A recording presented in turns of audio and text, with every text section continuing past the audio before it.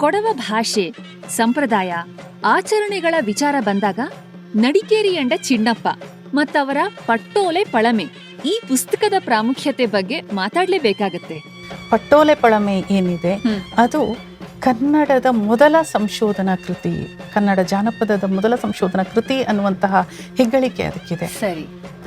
ಮತ್ತು ಒಂದು ಸಂಶೋಧಕನಲ್ಲದಿದ್ದರೂ ಸಂಶೋಧನಾ ದೃಷ್ಟಿಯಲ್ಲಿ ಅವರಿಗೆ ಗೊತ್ತಿರಲಿಲ್ಲ, ನಾನೊಬ್ಬ ಸಂಶೋಧಕನಾಗಿ ಕೆಲಸವನ್ನು ಮಾಡ್ತಾ ಇದ್ದೇನೆ ಅಂತ ಗೊತ್ತಿರಲಿಲ್ಲ.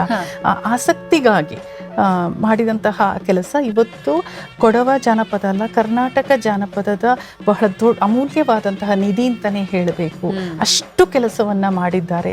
ಅದರಿಂದಾಗಿ ಇವತ್ತು ಕೊಡವ ಜಾನಪದ ಅಂತ ಹೇಳಿದಾಗ ಈಗಿನ ಮಕ್ಕಳು ಕೂಡ ಅದನ್ನು ನೋಡಿ ಕಲಿಯುವಂತಹದ್ದು ಕೂಡ ಇದೆ. ಆ ಪುಸ್ತಕವನ್ನು ಇಟ್ಕೊಂಡು ಹಾಡುಗಳನ್ನು ಕಲಿಯುವಂಥದ್ದು, ಅದನ್ನು ಓದ್ಕೊಳ್ಳುವಂತಹದ್ದು ಅಂದರೆ ಗೊತ್ತಿದೆ, ಹಿರಿಯರಿಗೆ ಗೊತ್ತಿದೆ. ಆದರೆ ಈಗಿನ ಯುವ ಸಮೂಹ ಏನಿದೆ ಅದು ಅವರಿಗೆ ಒಂದು ರೀತಿಯ ಅವೇರ್ನೆಸ್ ಬರಬೇಕಾದ್ರೆ ಇದೇ ಕಾರಣ.